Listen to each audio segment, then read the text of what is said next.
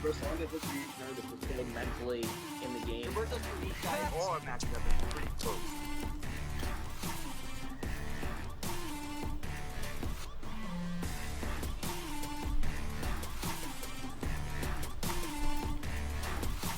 Who's number one?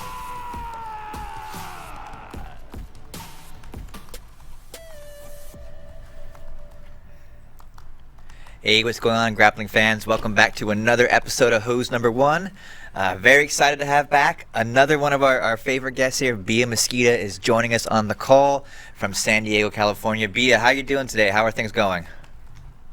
Hey, everything good. Great to be with you guys again. Just like today's a beautiful day, sunny. So just feel so energy and ready to keep you going on this hard time. Yeah, it's definitely a challenge here. We also have Michael Sears joining me on my right and Ricardo Amendolia calling in from Canada.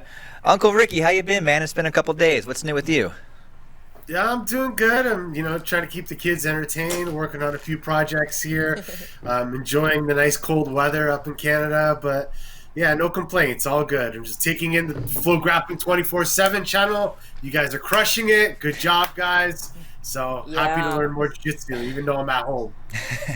Bia, what are you doing to keep busy these days? I think you got some mats in your apartment since we last saw you, right? Yeah, now I have the mats on the living room all around, and I got like Bulgarian bags and some things to work out, the ropes and things like that. So it's been really fun, like just learning some movements for Bulgarian bag, working out every day. So right that like I still like more active and like having my mind in something else to learn something. So that's like a lot better and just keep it active. Like I think it's motivating me better. Who are you training with on the mats at your house? You got roommates over there that do jiu-jitsu, or? Yeah, I live with Gabi and Paulinho, so the two other Nice. black belts. Gabi is one of my best partner training, so it's like very lucky to have them here. Are you guys drilling anything specific, or are you just trying to roll the best you can in there? No, we don't really like you get a little bit afraid to really roll, like the porrada time.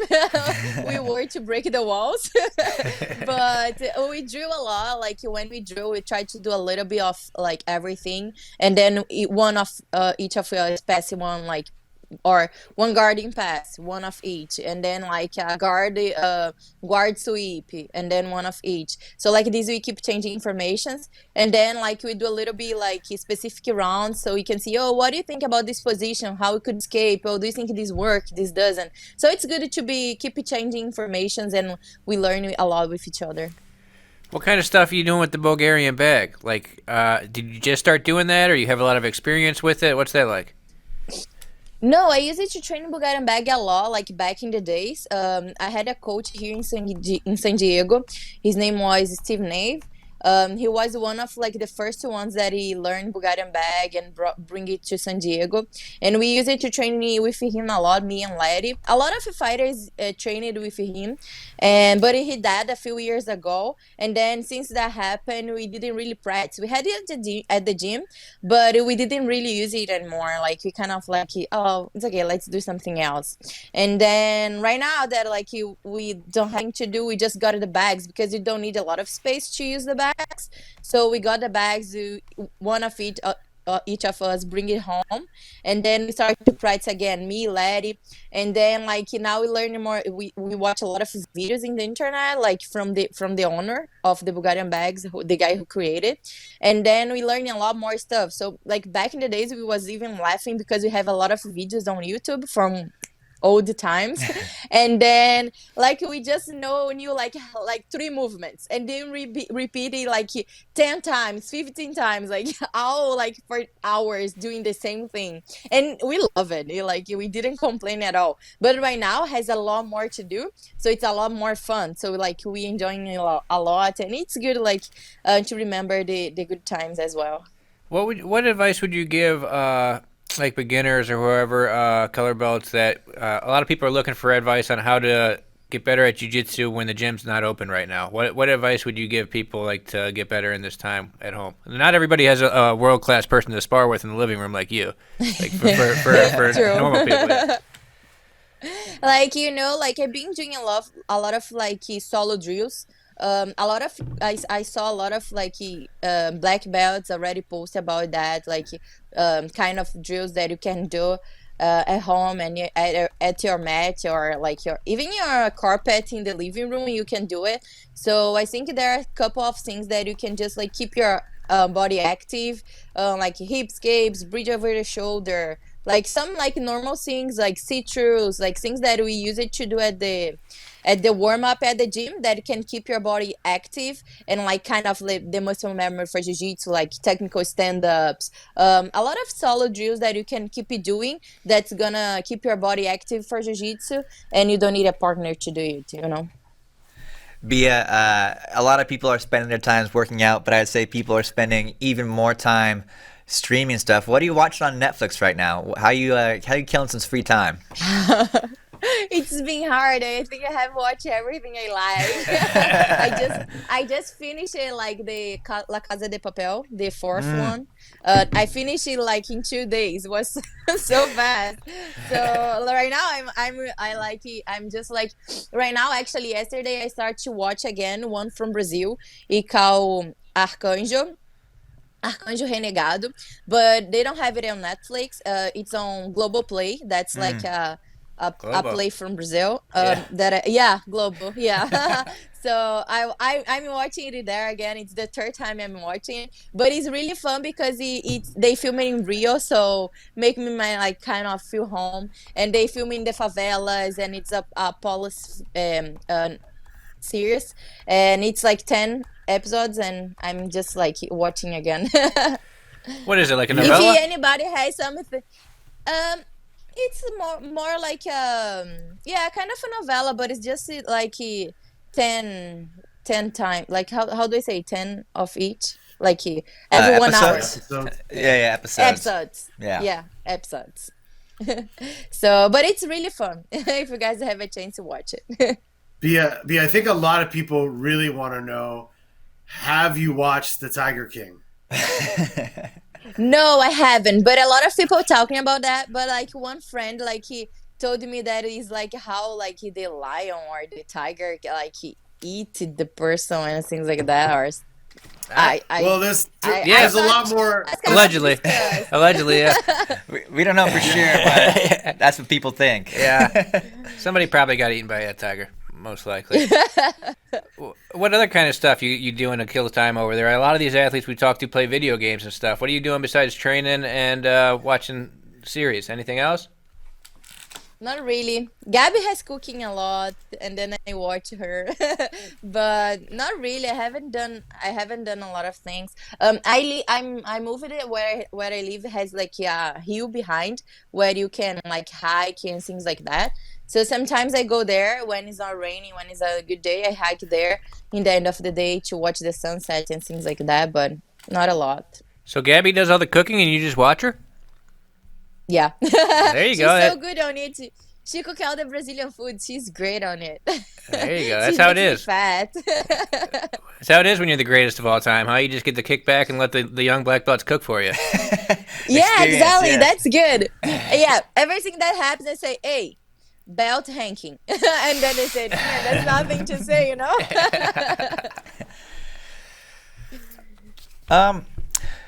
What's the first thing you're gonna do when life goes back to normal, Bia? You know, what are you looking forward to the most? The most porrada. Yeah, training.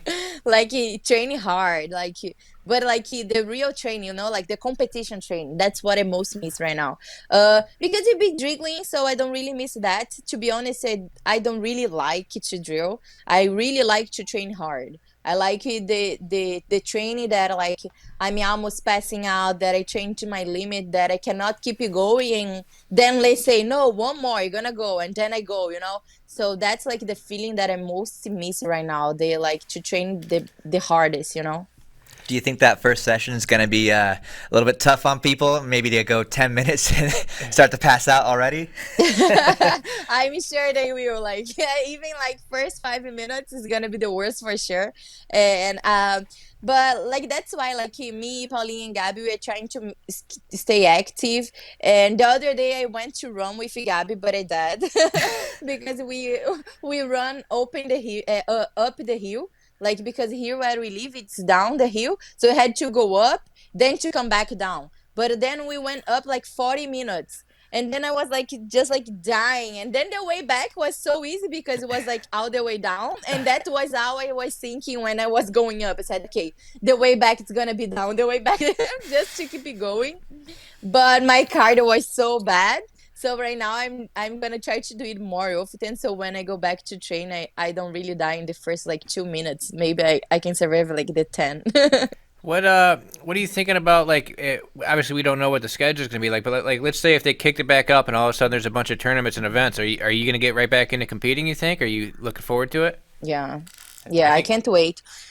To be honest, I can't wait to compete, especially because I lost my last competition, you know. So I really, really, really want to go back so hard and so bad.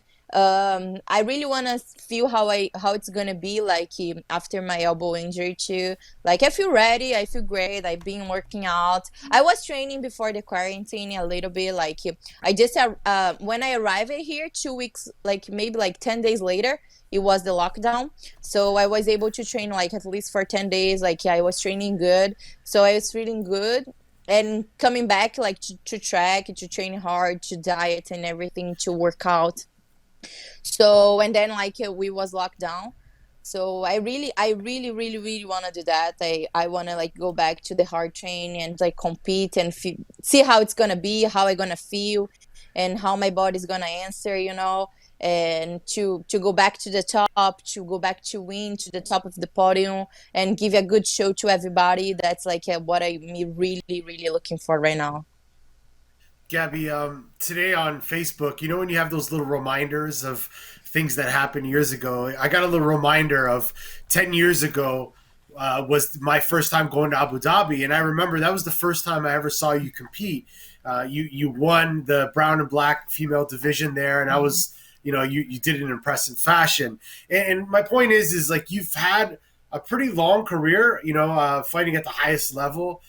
What sort of competitions do you feel like you want to go back into? I know that you were talking about fighting MMA at one point. Obviously with ADCC, you know, do you want to go back and maybe give ADCC and Worlds and some of those other events a shot before going to MMA, or are you going to kind of try to do both? What's your goals, once everything kind of settles down with the coronavirus? I was really planning to fight my last world tournament. I was supposed to do like Abu Dhabi and Worlds this year. That was I was really looking for Abu Dhabi because I won the last year, so I was going to do it again because I have like everything paid and it's a beautiful tournament. I love to compete there. And then I actually would be helping me to get ready for Worlds. And then my goal was to do Worlds and get my 10th title, and then go straight for MMA and just like focus on that. And for the last 6 months of the year, and for sure I would like keep training no gi, so I would join more the no gi tournaments, maybe like Worlds no gi, ADCC 100% sure I want to be back. And I was just like going to do more no gi, but keep competing at jiu-jitsu. You know, I don't really want to stop competing because I think it's important to keep motivating people that like to watch me. And like it's one thing that I love, you know, like I have doing this all my life, so it's gonna be hard to just like stop completely. But at the same time, I know that I have to give 100% focus on MMA because it's something really new for me. So I wanna go 100% putting my focus all on it. But I'm glad that I can like also keep doing no-gi because it's part of the training. So I won't like leave jiu-jitsu, but I'm gonna be focused more on the stand-up and Muay Thai, things like that, what I most need. But I will be training no-gi every day. So I think that's gonna help me to be ready for tournaments like Worlds No Gi or ADCC and things like that. So I won't be completely out of jiu-jitsu, but my idea is to focus more in the MMA because I want to really do my debut. That was my that was my goal before the virus. But right now I'm just like waiting to see how it's gonna be, the tournament schedule and things like that, to know like what I'm gonna do. Should I competing the gi tournaments and then go to MMA, or just like focus straight on MMA? I'm not really sure right now, but that was supposed to be my goal, to get the 10th title and then go to MMA. Do you have any idea where you would be fighting MMA yet? Have you talked to anybody, or you just don't know? I have talked to a few tournaments, one in Brazil and the other one was Rising, that actually Morango talked to them. Because Morango wanna do one more fight, and we was supposed to do. My debut was supposed to be with his next fight, one more fight that he wanna do, and so it would be really nice to fight like at the same time as him. But we're not sure yet which one we're gonna do. We just like discussing about it with some tournaments, but I'm sure that anyone that we decide to do, it's gonna be great. I'm just really excited to see the cage locking down and the real fight. Hey, Bia, I have a question for you. Anyone that's followed your career or seen you on social and seen you at the tournaments, we know that Leticia Ribeiro, a huge part of your training and your support system, and we know she's got a killer team out there, and she's doing a great job in San Diego, and how integral that must be part of your training. But we're actually doing a new show on FloGrappling that's going to debut tomorrow, and we're going to start looking at some of the legends of the sport. And one of the people we're focusing on for next week's episode will actually be Royler Gracie. So we're going to talk about Royler and Gracie Maita. Can you give me a little bit of background on what it was like to train with Royler? I don't know if you trained many times or not, but maybe your story about getting to train with or seeing Royler and being part of the Gracie Maita, and maybe what Royler has brought as far as a legacy to jiu-jitsu in the sport. I think like when I first had like Royler in the mat, like he was just like a great energy, like because he's like he's a legend, like he everything he did for jiu-jitsu is just like so amazing. And I'm really glad to be part of the Grace team, because my jiu-jitsu is really basic, and like I think that's something really good, because I watch sometimes the fights from Royler and the Gracie family, and then like I really see how the simple jiu-jitsu works, and that's how I feel when I fight sometimes. Like I don't really do fancy stuff, but I do the basic that it works, and that is like what I learn a lot from the Gracie family. And training with Royler it's amazing. Like sometimes I know what he's gonna do, because he has done like 2-3 times during the train, but I still cannot stop him because he's just so good on that. And so it's just amazing. It's just like a good energy. He's a amazing guy. He's fun, and he has a lot to teach. All the time he goes to the gym, he teaches a different thing, and like just simple, basic, but it's so efficient. So that's like what I most love. I had the opportunity to do a Grace to Maita meeting with Royler and Royce and Ralph, and it was one of the most fun times that I had. I also did a self-defense course, 10 days with Royler. Man, it's incredible. I always tell everybody that has a chance to do that. It's so nice. I didn't really like self-defense back in the days, but once I did the course, I started to learning more. When I did physical education in Brazil also, a lot of people asking me to do in the class. A lot of my teachers knew that I do jiu-jitsu, and they asked me, so I studied a little bit about self-defense, and that was when I started to get more interested to it. And after the course, I was like, oh my God, that's like so much different than what I thought. So I think that's like something that people should like really look for, because it's the real jiu-jitsu that you can use like out of the mat, like to protect yourself.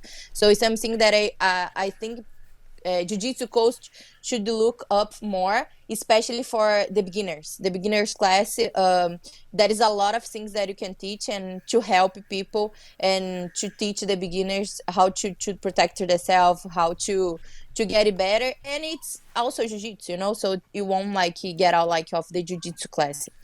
So it's just like it's just amazing, like everything that I have learned with Hoyler and all the Gracie family, and I'm really glad for all they have done for us and in jiu-jitsu.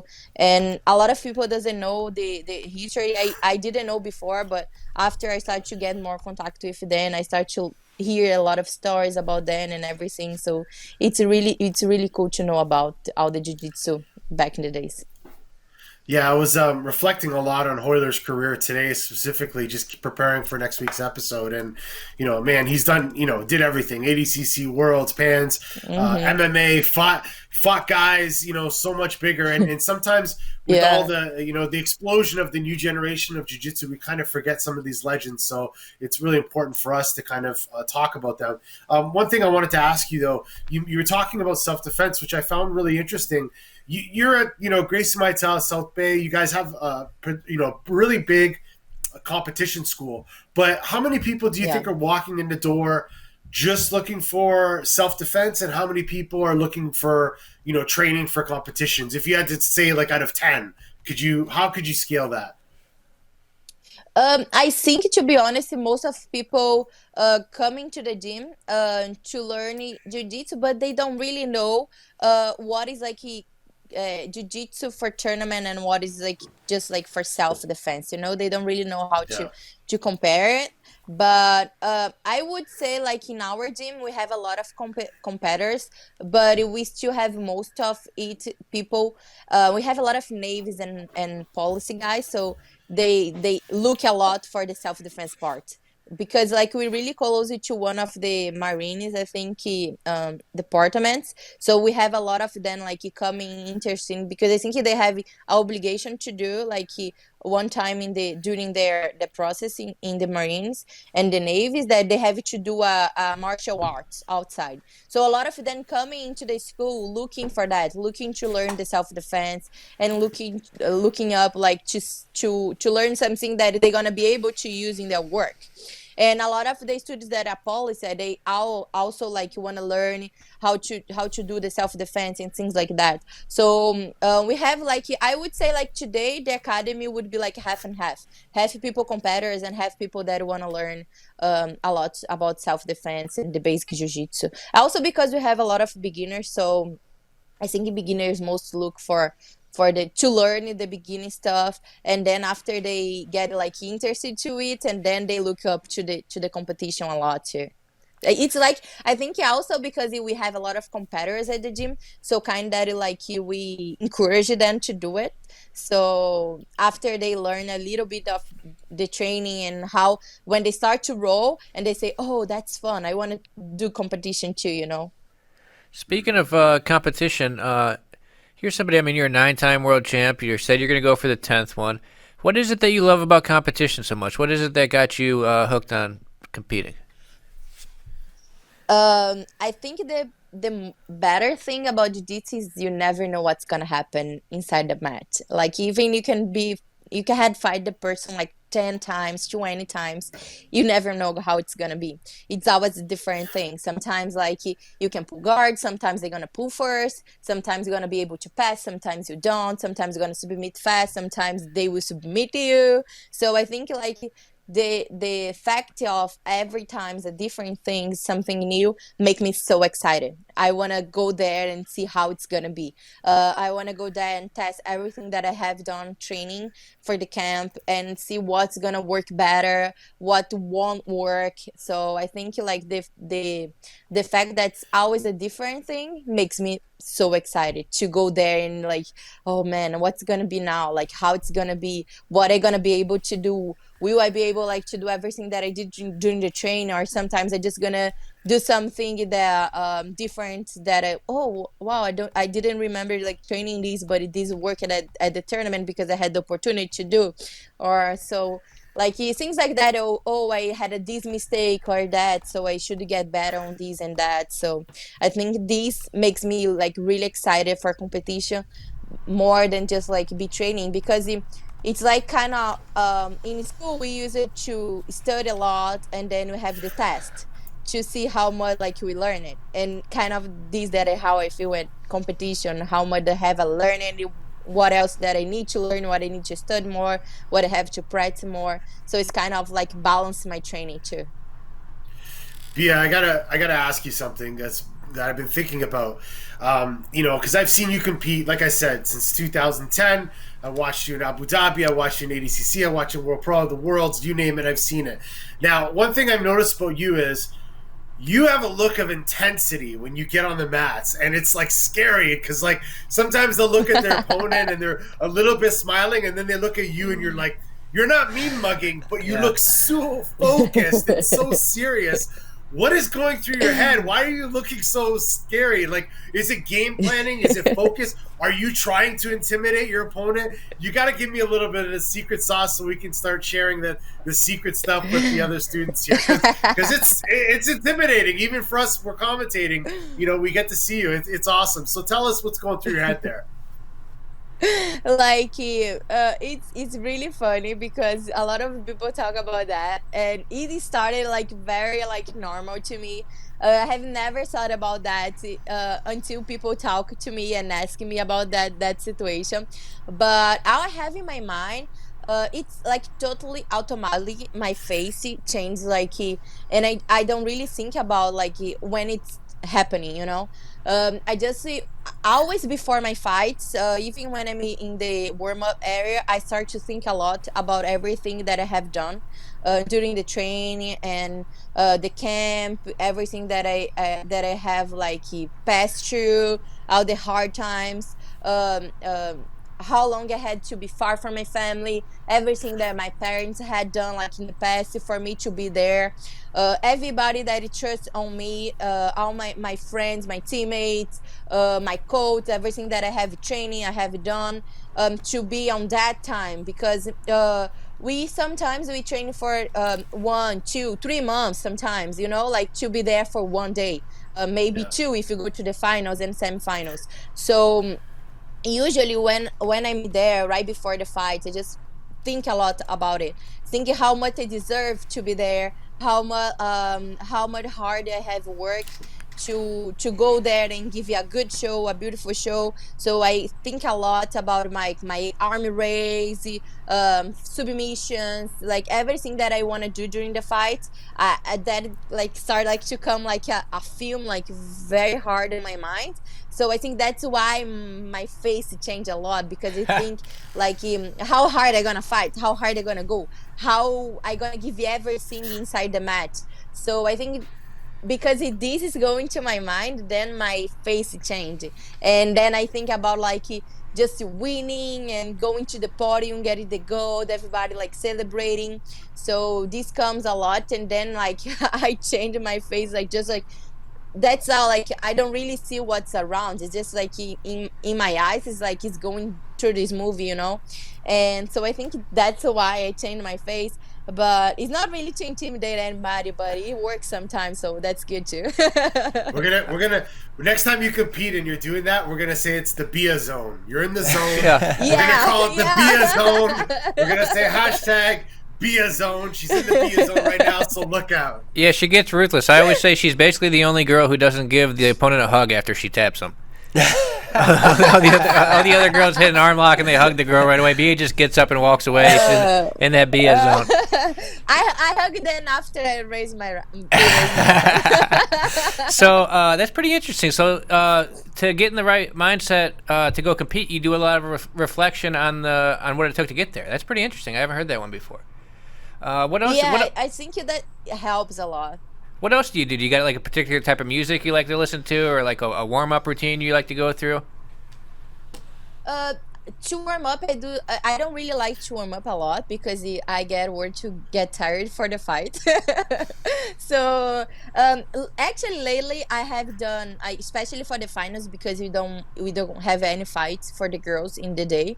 So especially for the finals afterwards, I do a little bit drilling in the warm up area, depending of the girl who we're gonna fight. So if I want to pull first, I drill a lot of pulling, or if I want to get try the takedown, or like if I have any particular sweep or passing that I want to do with like in that fight that I think that's gonna work better, I drill that a lot, just like to get my body on the mood to the fight. But I don't really like to like for the open classes or the weight division. I don't really warm up the weight division, especially at words, because I have done already the open classes, so my body is already more than ready to fight. And for the weight class, for before the open class, sometimes what I do is like I work a little bit the gymnastica natural, just like to move in my hip and things like that. So that helps a lot because I do a lot of the gymnastica natural during the camp too. So that's what like my body's use it to do. So that's what I use it for warm up. But I just like get really really worried to my body get tired, so I don't really really warm up. But the music is always like in between. I have some raps that like motivated me, like that talks about like persistence and how like you deserve it to get through your goals and things like that. But pretty much in the end, after the warm up and like I get in the mood, I listen to funk or things like that make me more like excited, you know. Bia, are you one of those people that you maybe the first match of the day is the toughest? I know a lot of people have like an adrenaline dump and they almost die, but then the rest of the day is easy. Is that how it is for you out there? Yeah, it was always like that. Like I feel that like the first match is the hardest one ever. Feels like all your adrenaline, everything come to your body, and like my grips, like it doesn't matter if I fight 10 or 2 minutes, my grips is gonna be dead. Like when I get out to the mat, like my arms are so hard, and I just like think, oh my god, how am I gonna do like 5 more fights? And then like after I get out the match, it just like goes away, like all the adrenaline, and then it gets like a lot easier for the next one. I think the body is already warm, and then you're already in the mood of the fight, you know, like that everything you have done start to work in the fight. So I don't know, like it's just like that clean away. And even something that I feel too is even worse before the first fight. After you step and you start the fight, gets already a little bit away. And then after you done the first match, like you feel tired, but then like the other fights is like all easier. All right, so I think we're gonna get into some of the matches that we cut to clipped out to show. The first one was I actually shot this when we were at Brasileiro last year. This is your final. I can't remember if this is your weight class or the absolute final. It was one. You won 2 golds there. But here's one of your finals from the absolute. If you want to play that, Caleb, and then let Bia talk about what's going on here. Let me check. I think this was the open class. Yeah. I have never fought this girl. She was tough. She won like some girls that I had watched fighting again already. And I was just like, I didn't really know her game. So I was just like thinking about to do like my game so I could pull guard. And I think she was worried to fight with me too, because she had never fought, but for sure she had saw me competing already. So I think she got a bit late in the fight because she was thinking too much, I don't know. And then was good because I was able, you can see I was able like to sweep, and then like in the past I went straight to the back. That is one of my strongest positions, taking the back, just as arm bars. So after I get the back, I feel so comfortable there. It's really hard to take me out of the back position. So once I get there, it's just like, oh, okay, I'm home now, you know. And then just like work to don't lose the position, get the submission after that. No, I think this girl was from High and Gracie or something. I think there was some really good girls that went down in this Brazilian, absolute. yeah. Yeah, I think like Fion and Claudia. There were some really good girls that lost in this absolute for sure. Yeah, and she won against like some like tough girls. So I was like surprised because I have never saw her competing a lot in the high level. I think she didn't had the opportunity. I think she was the one of the girls that sent back to Brazil when she was trying to come for Worlds. Hmm. So she didn't had like the opportunity to compete at Worlds. So maybe that's why I haven't seen her at Panams or Worlds because she have never come to United States. So this is one of the things that I most like competing in Brazil because we have a lot of talents that doesn't have opportunity to travel. So man, we sometimes when I go to Brazil, I get like so oh my god, who is this girl? She's doing like so good, and I have never seen her like where I was, where I was looking at that I didn't see those girls competing, you know. So that's what like we have a lot of talents in Brazil, people that doesn't really have opportunity to be traveling and doing the big tournaments, but they are just so good at jiu-jitsu. So that's one of the things that I most like to compete in Brazilian nationals because I have the opportunity to see all those girls and compete against them. It's just amazing to see the new generation. You have a great guard, obviously, but whenever you get on top, we see you just really go to work and really start attacking and get after the girls. Just like right here, I mean, right after you swept, you basically were on the back within 20, 30 seconds. Is that, do you consider yourself more of a guard player or a passer? What do you prefer? Um, I always prefer guard. If I can play guard, I gonna choose play guard. I'm a guard player since ever. But in the black belt level, I start to pass more guard because, especially on my division, the light divisions, all the girls play guard. So it was like just a lot of double pulls, and I got it one time disqualifier. I don't know if you guys remember against with Tommy Musumeci. We Oh, it's both got the disqualifiers pans a at while ago? Panams. Yeah, Yeah, okay, yeah. it was a pants. And so after that fight, I got like so disappointed to myself that I start to play a lot more top and passing guard. I said, man, that can never happen anymore. And so that's when I was really focused on passing guards and things like that. I used it to put, I already played like since I was brown belt. I started to play before brown belt. I had nothing pass guard, like zero passing guard. I was like use it to sweep. Let it talk about this a lot when I sweep the girl, I was fighting to find a way to go back to the bottom because I hated to be on top. Like I was so scared to the passing guard. So after my brown belt, I started to play more top, of course, to get a more complete game. And then after the black belt level, I totally decided that I had to play top because it was just so many girls playing guard and bottom game.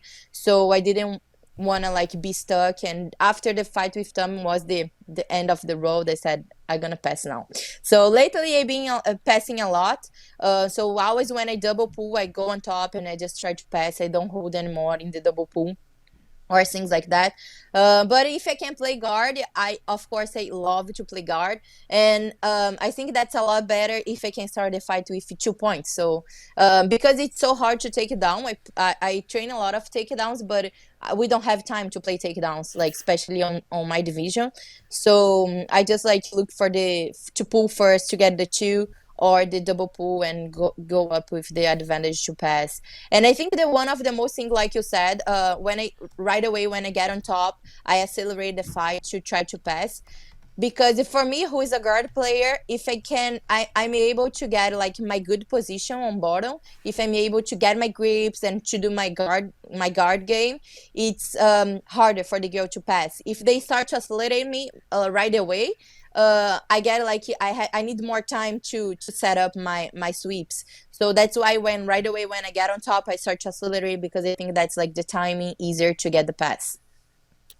Bia, you mentioned that you prefer to play guard. You're a guardera, right? So how did you develop the guard that you have? Because when I see you compete, it's not one particular position of guard that you play every match. Like we just saw you pulling single leg X. I know you have an amazing closed guard. I've seen you with spider guard. I've seen you with all sorts of different guard positions.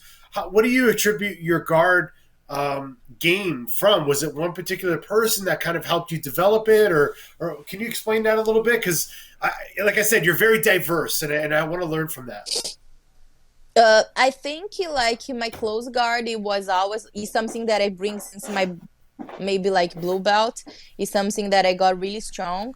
Is my close guard. So it's like if there is a place that you would say during the fight, if you need to go to one particular position where you would go, I would say close guard 100%.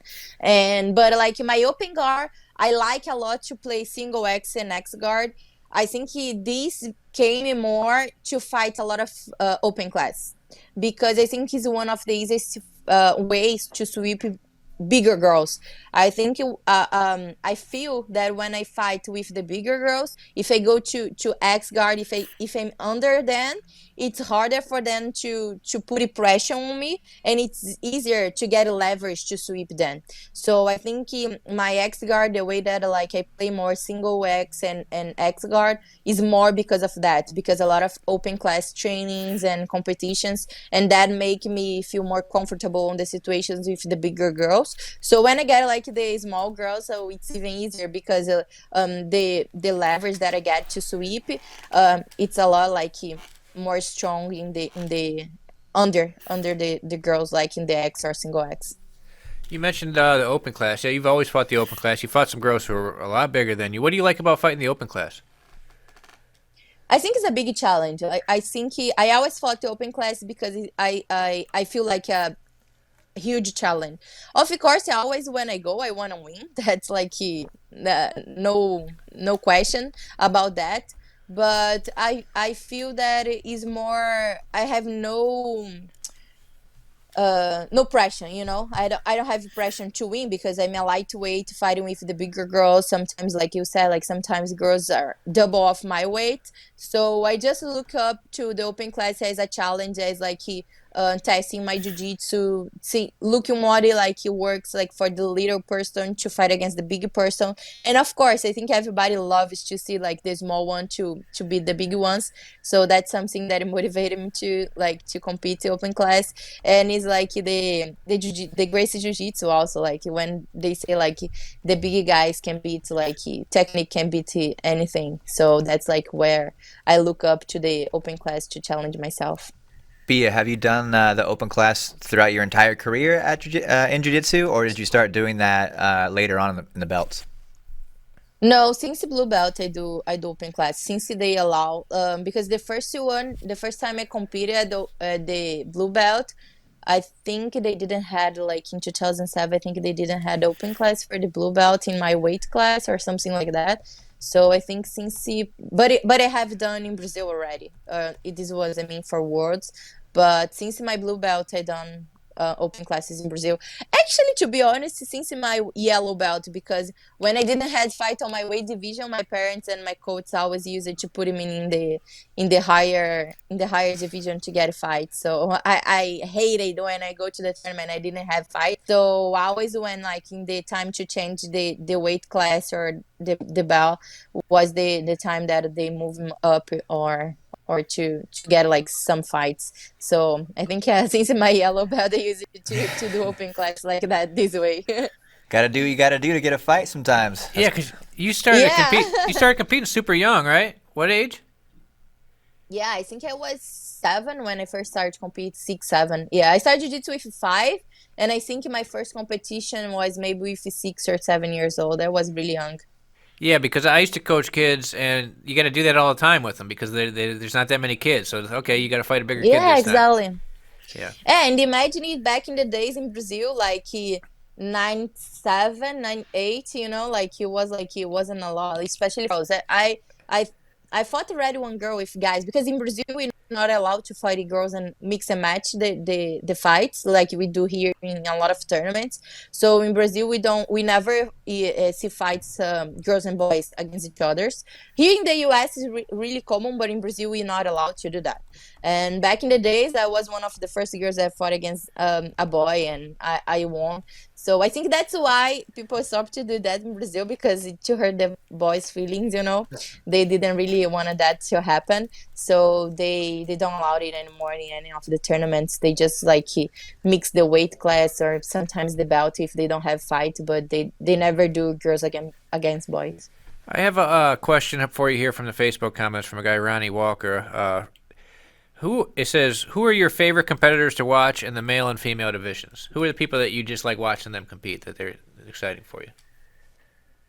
In the male division, I like to see the light guys. I like to watch Bruno Malfacine a lot. I think the exciting matches. He's always like fighting hard and like a lot of positions they don't hold a lot. So I think that's more fun to watch than sometimes like the middleweights or light that they get more stuck in some positions. So because to be honest, jiu-jitsu for me, I just like to watch when it's like a fight that happens a lot of things. If we get stuck in a position for 1-2 minutes, I'm already looking to the side. So that's why it's hard to see some of the fights of the guys that like are stronger or more heavyweights. And for the girls, it's kind of the opposite. I see that the girls, like small girls, like they stall a lot. But one of the fights that I like to see is like the big match, like Desiree against the girls that she used to fight, like for the finals.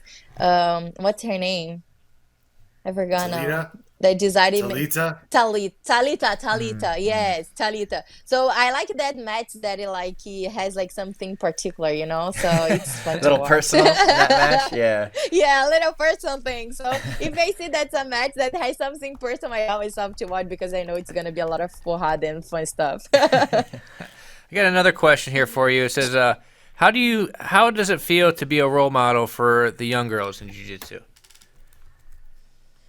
I think, especially in the days that what I live every day at my academy is so important to show them that jiu-jitsu is not just a sport or a self-defense or something they're gonna do.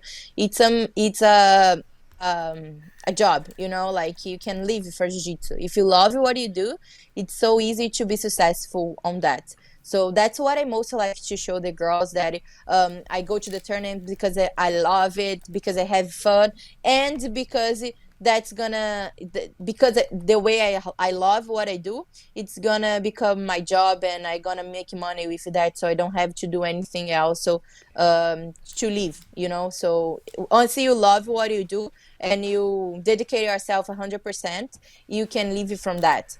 So that's what I most like to show them, and to show them that you have to like it, to enjoy to be training, to enjoy to go to the tournament, and that's what I see a lot in the girls. They love it. They love the hard training.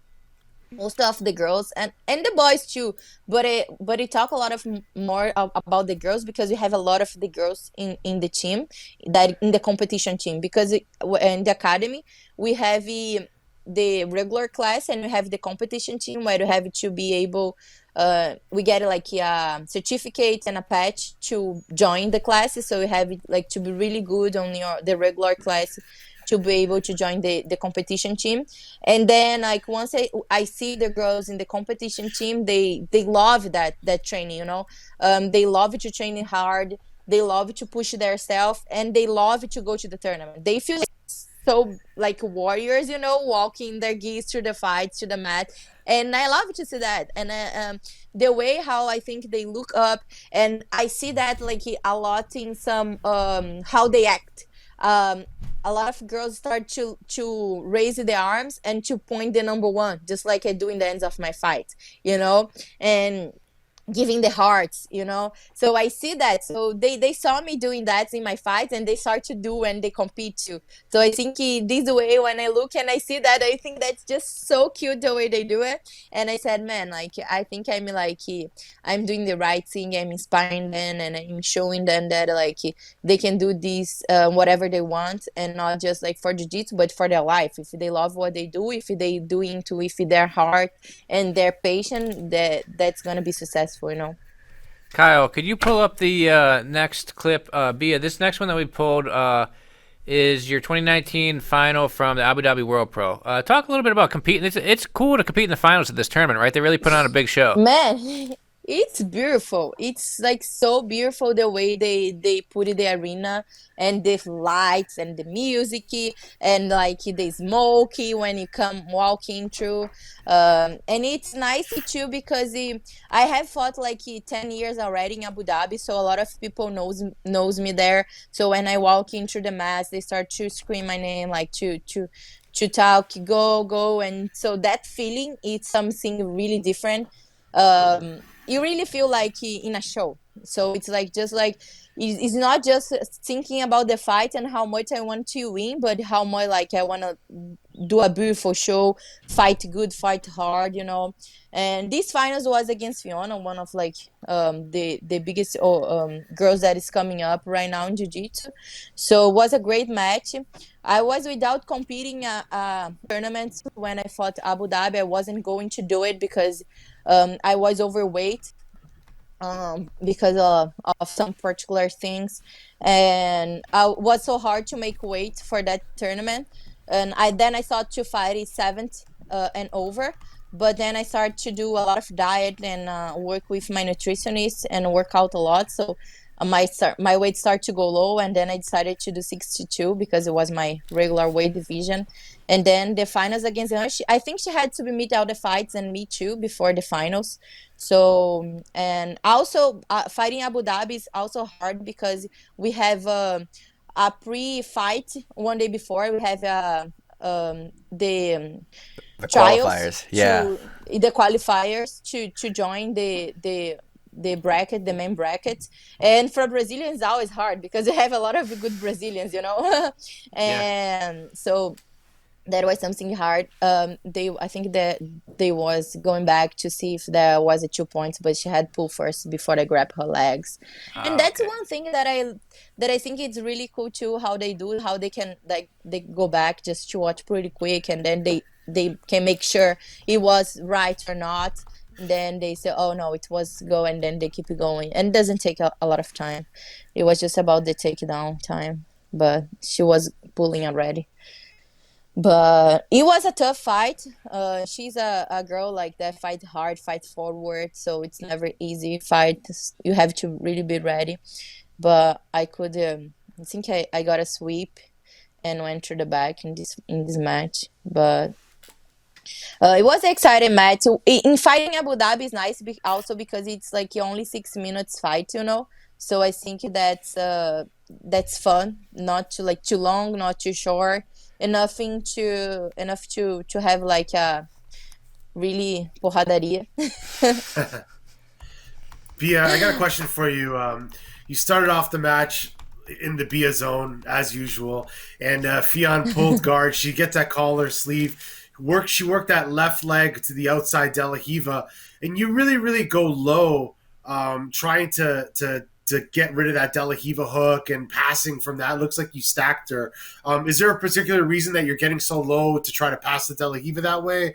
Can you talk through that a little bit?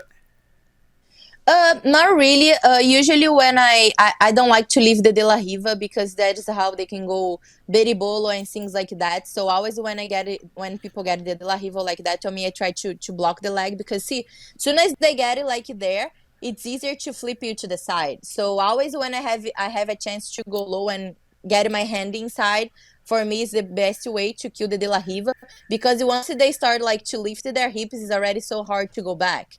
And then that's like the way I think it's better like to kill the De La Riva, and then to have to switch the sweep and see again I'm fighting to put my hand inside, and then she has like to switch.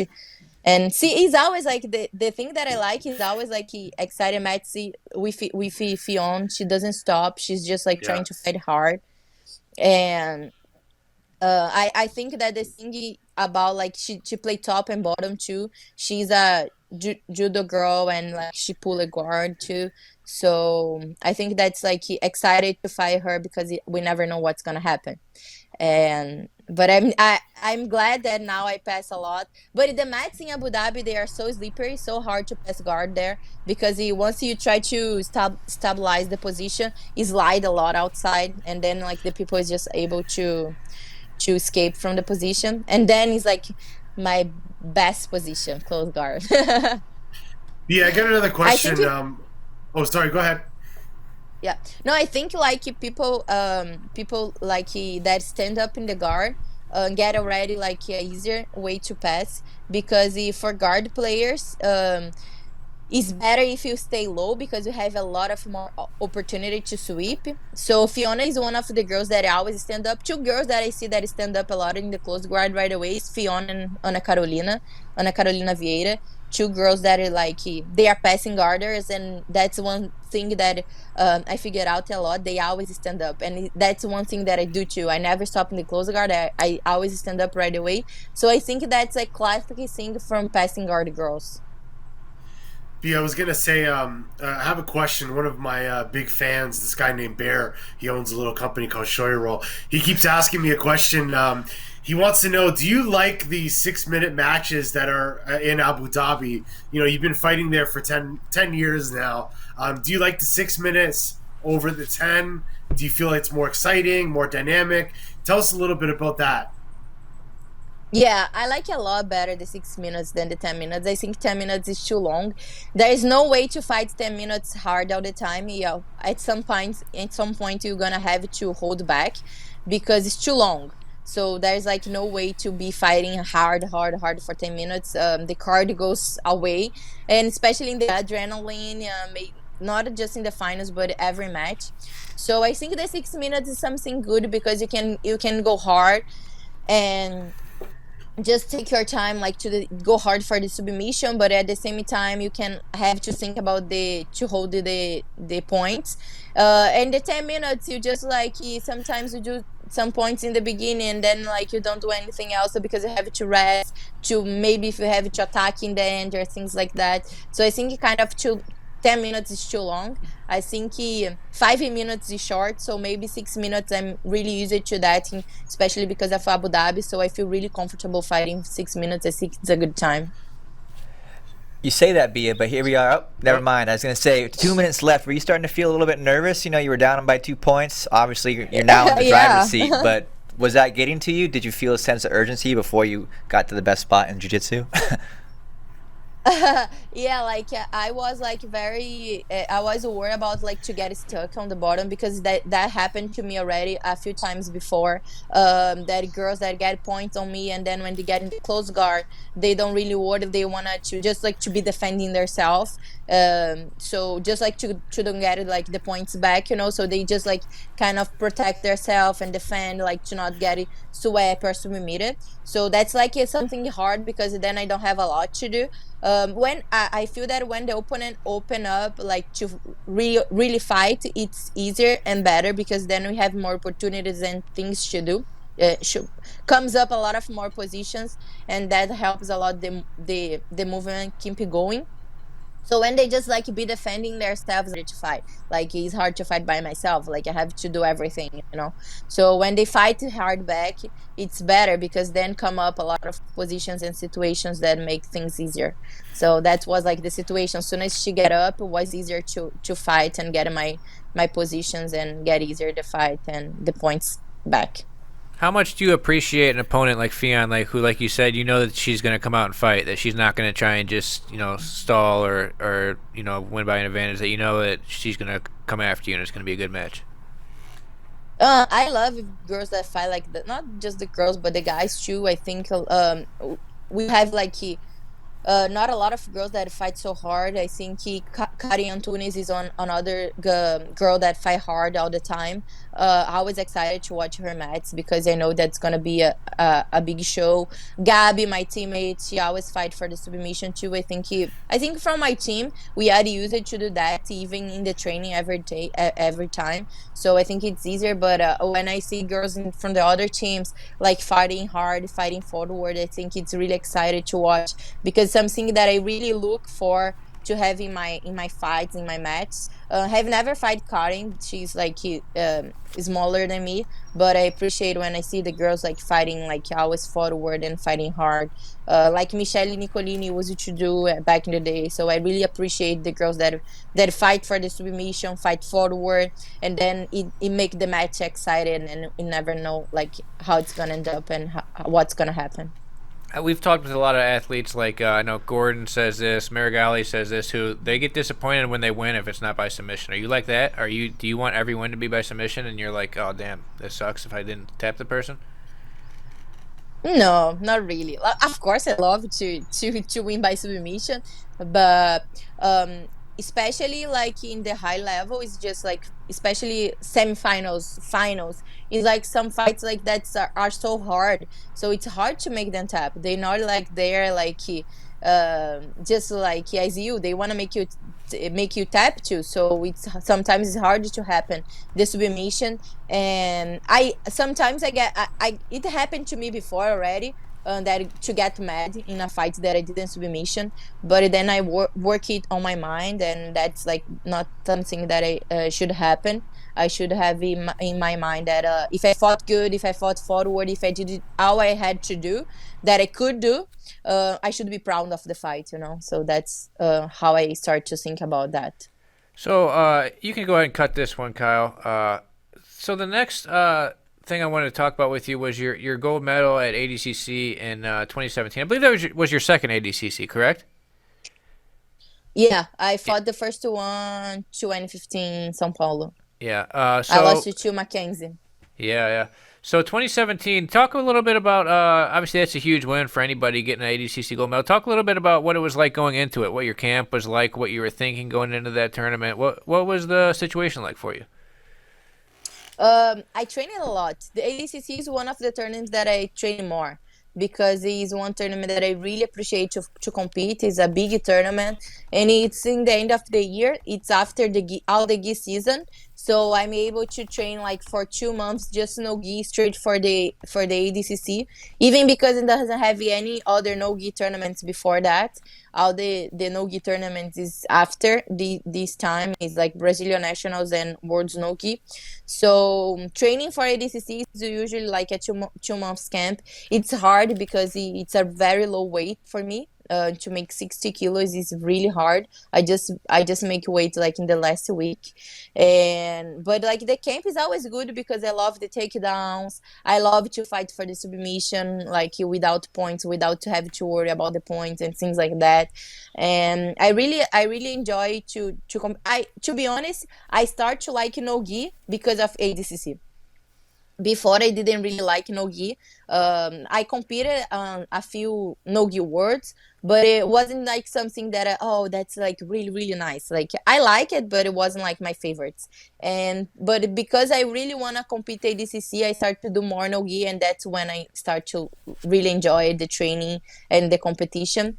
And there in Brazil was hard because I lost, and I was a lot of people from Brazil, my family was there watching and things like that. So when I fought 2017 was in Finland, a totally different place. The stage was like almost empty, but I was like so focused. I really want to win like so bad because it was one of the only medals that I didn't have, the gold medal and the title that I didn't have. So it was like something that I really enjoyed to competing, and my bracket was just like tough mats, tough girls, and I was able to submit all my fights, all 3 fights that I did. I got the submission, so it was something that I end up like really proud, not just because I was able to conquer the title that I really want, but because I think I was 100% on it, you know, like I got out the 3 submissions, so I was feeling like on point for the competition. I was feeling really, and I proved that I was really ready to be there and to compete, and that I really deserved the title because I did everything great in a great way. Hey Kyle, I think we can run this asset here, but Bia, I wanted to ask you. You mentioned that you didn't love no-gi worlds; it wasn't your favorite, and that training for ADCC made you fall in love with no-gi. Was it the addition of heel hooks or the strong emphasis on wrestling? You know, what changed for you, and why did you really start to love it so much? I think the stand-up part, the wrestling part, it made me more comfortable too, because I wasn't really a person that I did the judo, I did the wrestling a lot, like to help you with jiu-jitsu, but with the gi is different. So like I said, I was always a guard player, so I didn't have really to worry. I had a good base, stand-up base, but I didn't really have to worry about to take down, because everybody was pulling guard. So training for ADCC was different because you cannot pull guard after when it start to count the points, because then you're gonna get a -1. So I had to be good on the takedowns. So I start to train more the takedowns, and also the way that like you have to fight for the submission, especially in the beginner. It made more excited the training and the competition. So I think that's some of the things that make me like more and enjoy more the training and have more fun during the training, especially during the tournament too. The way that submission, not a lot of things that you cannot do. You can do like everything, just fight hard, fight forward, and go for the submission. That's I have to worry about when I compete at ADCC. So that's something I really enjoy. So let's talk about this match going on right here. You're fighting Fionn, who would go on to become one of your rivals. You probably didn't know much about her at this point, right? I didn't know about her at all. She was a brown belt back there, and I was just like focused on the submission, like I said, and I was able to close guard. And she was like at first, if you see the beginning, the fights, like we changed some like snatch down like on the neck, and I felt like, oh my god, she's strong. But I was able to close the guard, and then was like a nice armbar. And then I use it to joke around because I don't mind like about what happened. Of course, I really wanna fight her again. I was really looking forward to win this last year, the ADCC. But I always joke around and say that she just give me the armbar back. 1-for-1. How excited are you to maybe take on Fionn in the future? That has to be the match that you want the most. I mean, like I have fight her a couple times. I think we fought already, maybe like 4 times, and this last one was the only time that she won. But of course, I wanna end up winning, so I wanna be the last one to win. But like, I wanna fight her, but it's not something that I'm gonna focus on it. I'm to be honest, I'm just like focused on getting back on tournament and getting back on shape and compete and do a good show. But of course, fighting with her is on my plan, and I think it's gonna happen at some time soon. Who is this? This is Nicolini, huh? Okay. Yeah, it's Michelle Nicolini. She's one of the girls that fought a lot of ADCCs, like since like I think maybe 2011. She's like veteran on ADCCs, and she fights like good in no-gi. She has a good like hook guard, like with the shin to shin and triangles. So she's one of like that has more aggressive guards too. So it's always like really nice to fight with her. I think I mentioned before, but like one no-gi words, I fought Nicolini in the weight class. I made she tap on the armbar, I think, and then right after, a few hours later, she made me tap in the foot lock in the open class finals. So we never know what's gonna happen in a match with us. So you just passed your guard right there, huh? Or not quite yet, but walk us through this match. What's going on Not here? really. Yeah. Not really, but I was trying, but like I said, she has a really good hook recover there. Yeah, See? nice little hook sweep there. She like right when you think you're gonna pass, she get the hook and then she sweep, or she recover the guard, or she shin attack to the triangle. What's one of her strongest positions. So you have really to be careful when I fight with her. But in this position, I'm gonna get like a calf slice right there. What's one of my strongest positions in the no-gi, and it's not a lot of people that know about that. And she just tapped it. I don't think she knew about the position. Yeah. But see, I hug her. Yeah, there you go. Yeah, playing with fire a little bit there and double pull. Go. Playing with fire and double pull right there, because Michelle's got such a great footlock, right? I mean, that's a dangerous position to put yourself. Yeah, exactly. For sure. No, double pull with her is so dangerous. Her footlock is like, he's one of like the most the one that gets like so quick. You have to pay attention. But I think she didn't know about the block that I did, the calf slice. So I think that surprised her. And this was a good one. Talk a little about this one. Here's another girl you fought a few times, Bianca Basilio. Yeah, I fought Bianca a lot, like a lot of times, Gi no Gi, and she's a tough girl. I think Bianca has a lot of heart. She's one of that persons that doesn't give up easy. She keep fighting to the end, and he's excited to fight with her too. But she has a mood sometimes. Like sometimes that I fought her, I felt that she give up a little bit. I don't know if because like we have fight a lot of times, then I know how hard it is, you know. But see, like she fights to the end, she doesn't give up. So that's one of the most hard and excited fights. Especially Nogi, you know, like slide a lot. He's so slippery. When we are so sweat, but it was so excited. We fought. I think it was like 17 minutes. I don't really remember when I fought this long, you know, Yeah. and especially if a scramble girl like her. But she's tough. She's young and like one of the girls that I think it's gonna fight for a while. Is still competing, and one of the toppest girls that been competing now. But this match is really excited because we scramble a lot. We fought all the way to the outside. Yeah, still going. Yeah. Who's that? Leticia, I Against, think. who's that guy got chased away there? Was that looked like Derek? It was Somebody holding a Letty. camera. And some Yeah. cameras too.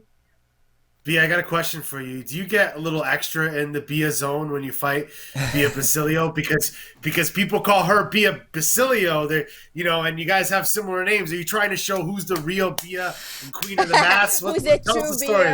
Bia? That's it. You know, I think a hard time against Bianca because the way that we fought a lot of times, and I felt that at some points she wasn't really respecting me as an athlete, and especially her crew wasn't like really respecting, and it happened in one of the Brazilians that we fought. People was talking a lot of bad things, and I felt this so disrespectful, especially for me that man, I'm a long time fighter. She's just coming up right now. I respect her because she's coming up in one of the top level fighters as one of the top level fighters. But I think that especially for his arriving right now in the black belt level, you have really to respect for he's there for a long time and who is helping you to get there. Because everybody that came before me, everybody that came with me, and everybody that is coming right now, we still open doors. We still like giving like space for the girls that are coming, you know. So I felt like really bad in that time. And then after that, we now we talking. We talk to each other. There is no problem in between us. But I think on that time was like a lot of like rivalry. How do I say? Rivalry. That Rivalry, was- yeah. So that's it was a at hard word for me. it was at Brasileiro. That at Brasileiro, her team Almeida is pretty deep there. They got all the blue belts and purple belts there. Yeah, they're Yeah. So I big. could see them going after you there for sure. It's the hometown tournament. Yeah. How do you that like? was one of the hard times. What do you think about ADCC? We just saw you run into the cameraman. You guys almost hit the TV screen a little while ago. What do you think about Yeah. about this style of competition?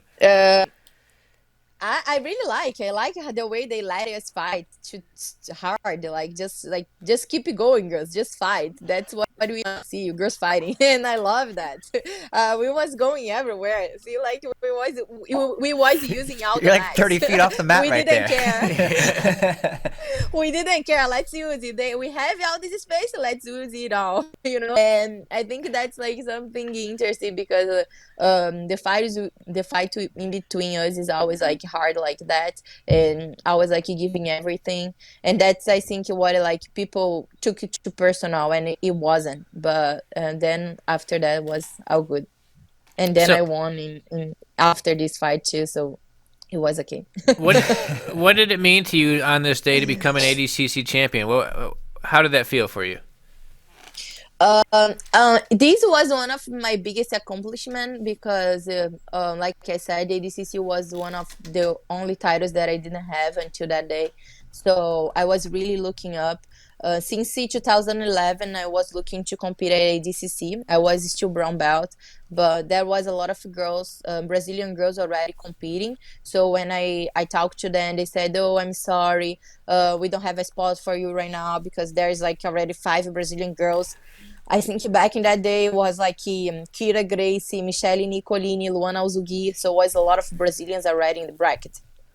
And then 2013, when they invited me to compete, but I had surgery. I hurt my hamstring fighting at the World's Finals against Gabi Garcia, and I had that surgery right after that. And it was like 2 months before ADCC, so I wouldn't be able to train or get ready for that. So I had like to say no. And 2015 was the first time I fought, and then like all the rules different. I was too excited. It was something that I really wanted so bad. So I had some mistakes about the rules in the fight, and then I lost. I was like fighting really good, but my mistake was about the rules. And then so finally in 2017, after all these happened, I was like, man, that's my time. I have to win this. I really wanted this title. So I train it so hard. I think that's why I end up with all fights with submissions and like fighting good, fighting forward with takedowns, passing guards, sweeps. So all my matches I did, I was ready for any situation. Anything that happens, I would be ready. So I think that's one thing that I made me proud of myself too, because um, the most I want to be on in there and to get that title made me be ready and like really dedicate myself. So when I won, it was really really exciting, and just like accomplishment, getting the gold was something that I really want. So it was really fun and happy time. Somebody in the YouTube And comments, I wanted that again. yeah, I bet somebody in the YouTube comments just gave a pretty cool idea. Would you do a no-gi match with Ronda Rousey? That sounds like a hell of a match. Oh, that would be fun, huh? I don't think she would do that, but definitely it would be so much fun. I think we both like so good in armbar, so would be a challenge to see who would tap in the armbar first. So that ADCC clip leads in well to the question we've been having lately. Like people ask a question for the person that's on the next day. Yesterday we had Gary, Tonin, and Gordon on here, and Gordon's question for you. He says, if ADCC makes a third weight class, would you still cut to 60 kilograms, or would you go up to like a middleweight class? Would you be done with 60 kilograms if they made a third one? Depending of how much would the end, where would the end the middleweight, I would do middleweight because it's really hard for me to cut for 60 kilos. Like I said, it's just like very low. I use it right now. I'm walking around like because I'm out of season. Of course, I'm walking around 70 kilos. So think about to cut 10 kilos. When I go back to training, I walk around 65. So still cut like 5 kilos to 60 kilos. I never go that low.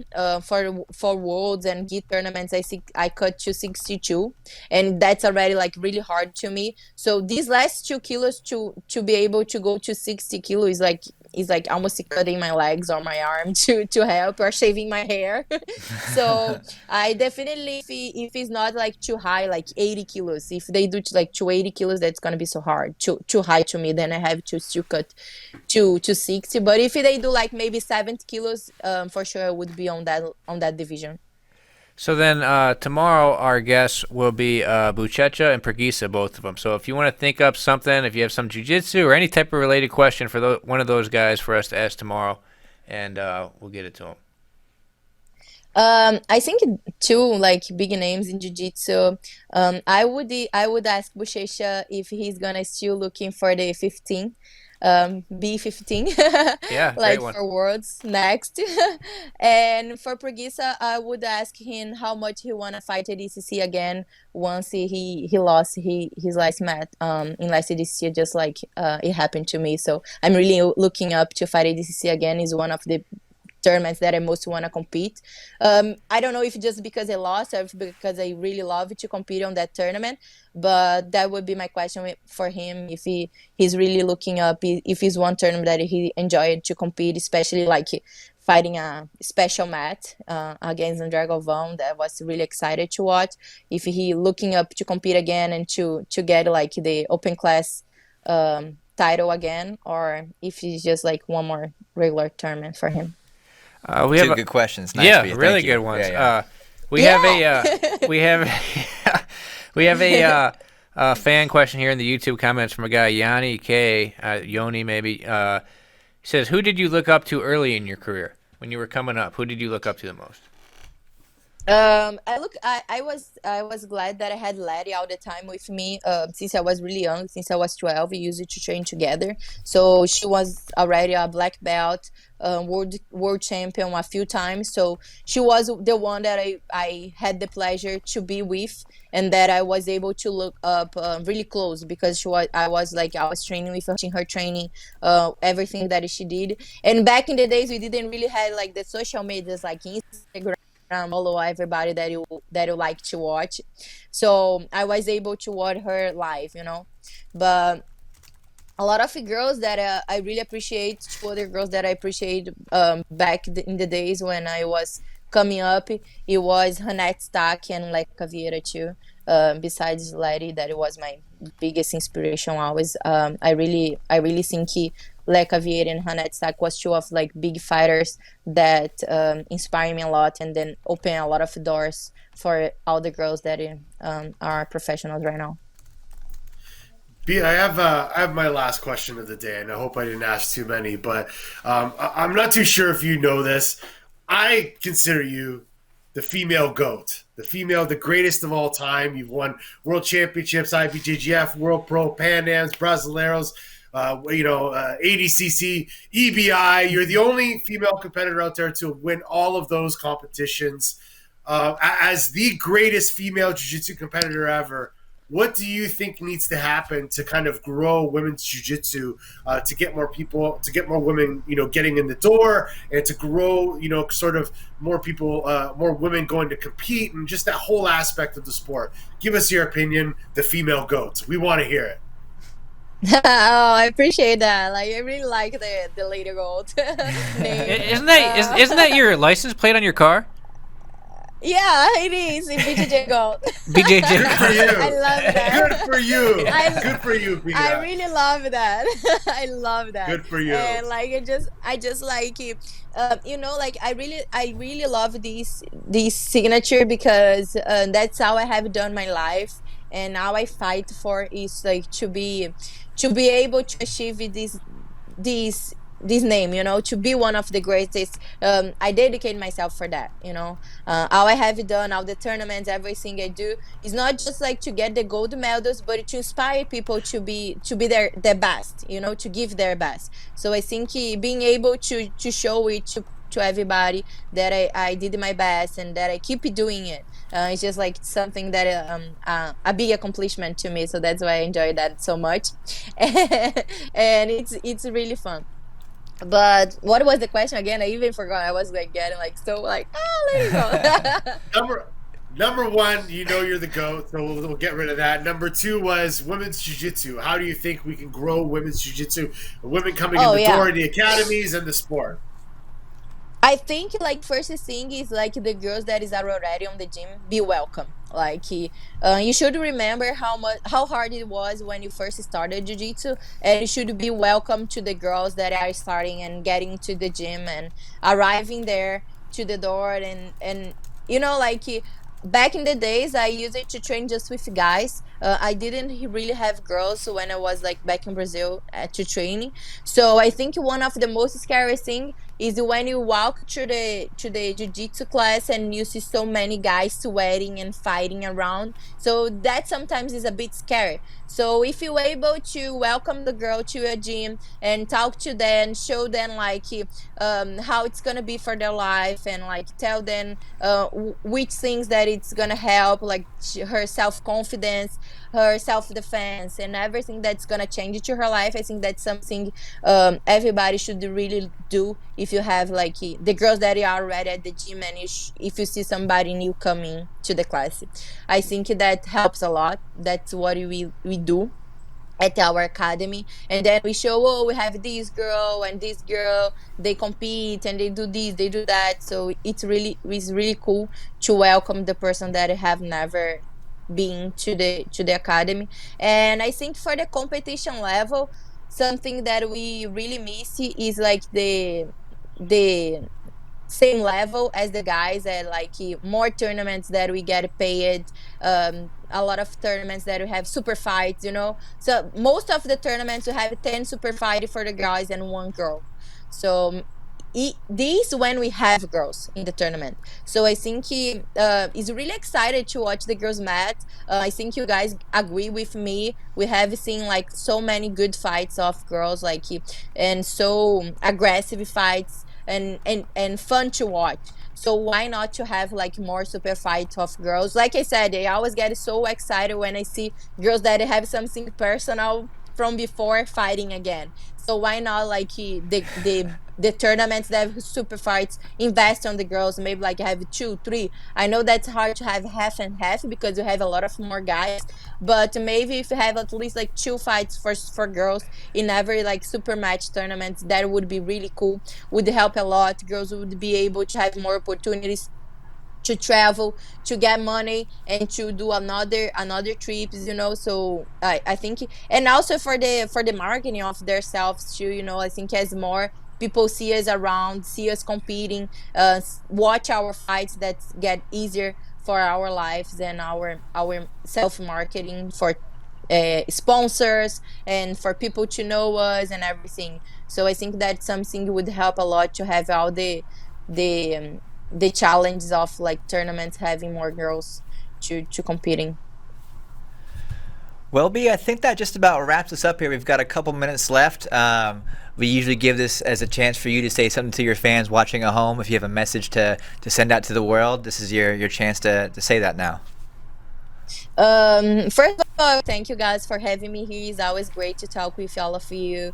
And like, I think, like I said last time, what you guys doing, like bringing out the jiu-jitsu legends here and like the good fighters to talk about themselves, to talk about like what's happening to their life. It make people know that we are just like regular persons and like that pass through a hard time as everybody does and everybody's doing right now, especially.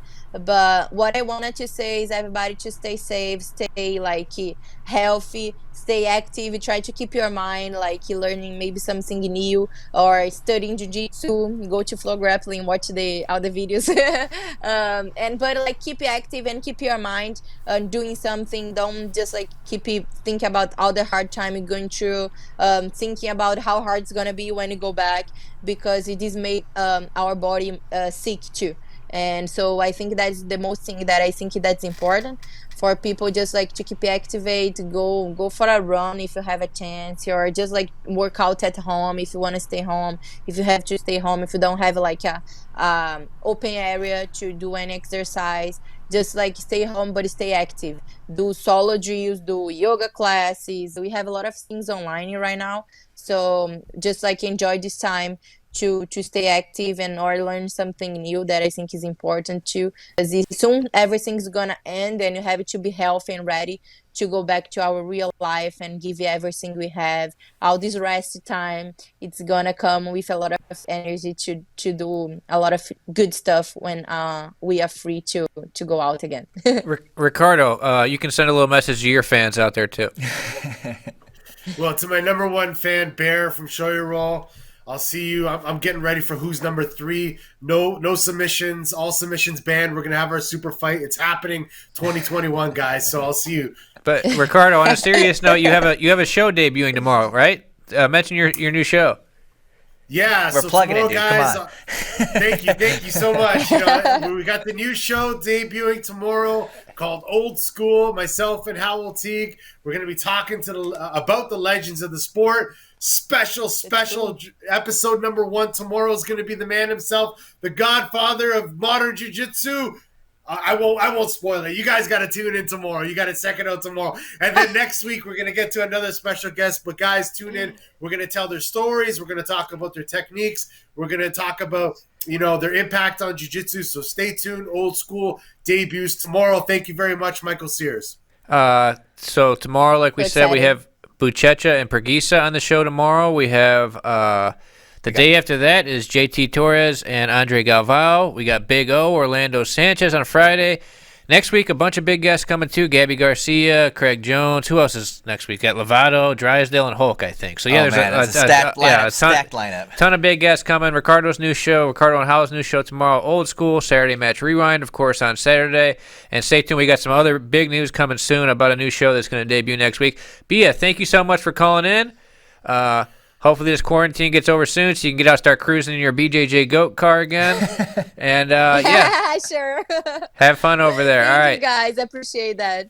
Okay, everyone. We'll see you in the next episode of Who's Number One tomorrow afternoon at 5 p.m. or 5:30 p.m. Eastern Time. We'll see you guys.